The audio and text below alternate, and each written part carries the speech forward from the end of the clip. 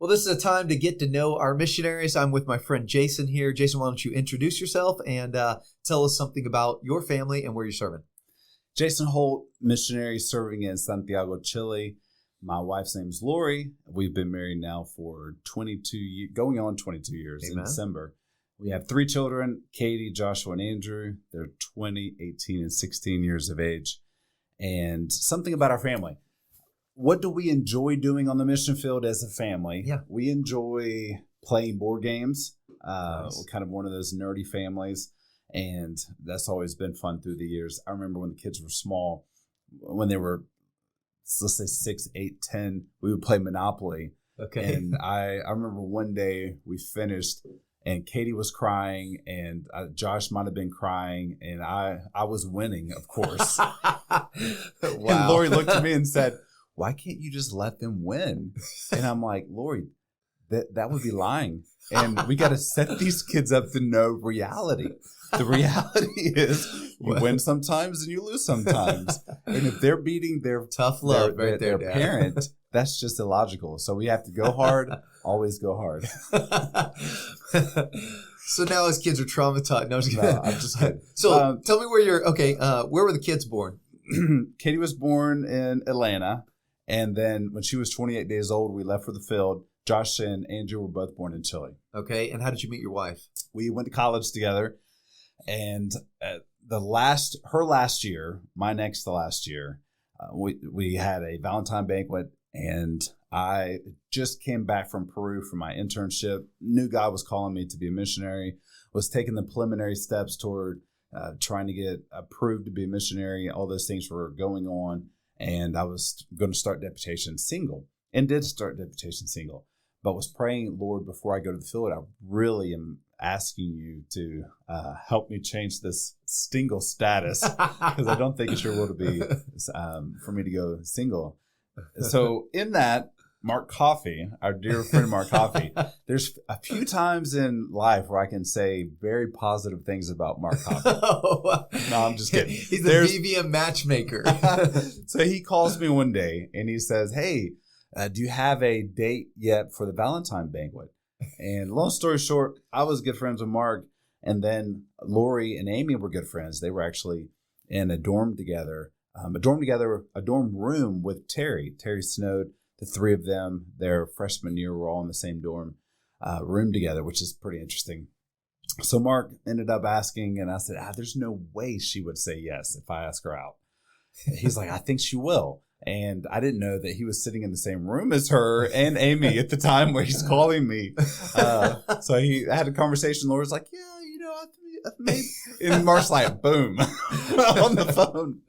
And so the magic of Mark. Yeah, I asked her. She said yes, and we ended up 6 months later getting engaged. 4 months after that, we got married, and a year and a month later, we left for the field. Amen. All right, so one of the most prestigious jobs that you had at college, could you tell us about that, please?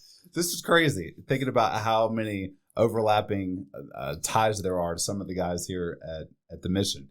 So I told you about Lori with her dorm mates, but I show up and I hear there's several companies that are hiring students. One of those, a guy in the church that was associated with the Bible College, had a landscaping business and they were looking to hire, 5 or 10 guys.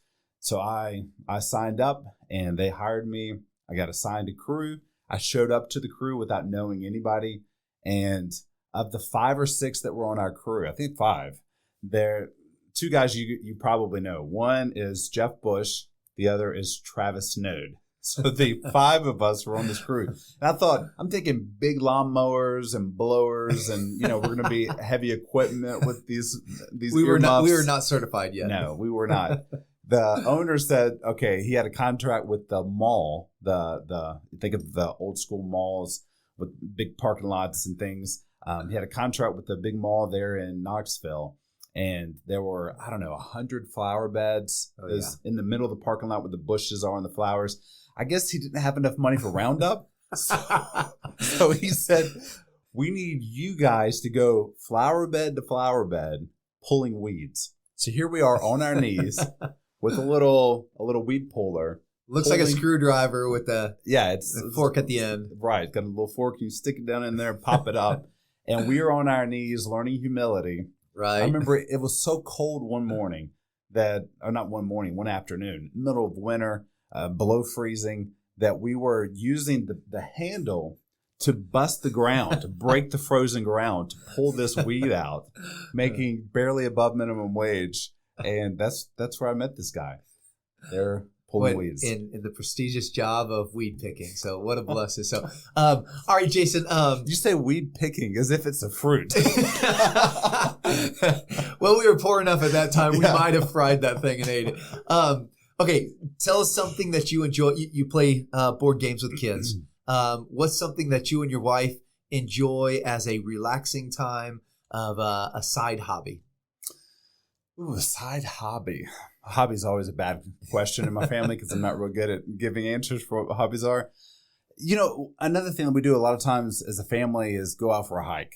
Okay. And we enjoy getting out, whether it's just me and Lori or whether it's, all of us as a family, get some exercise, be out in nature.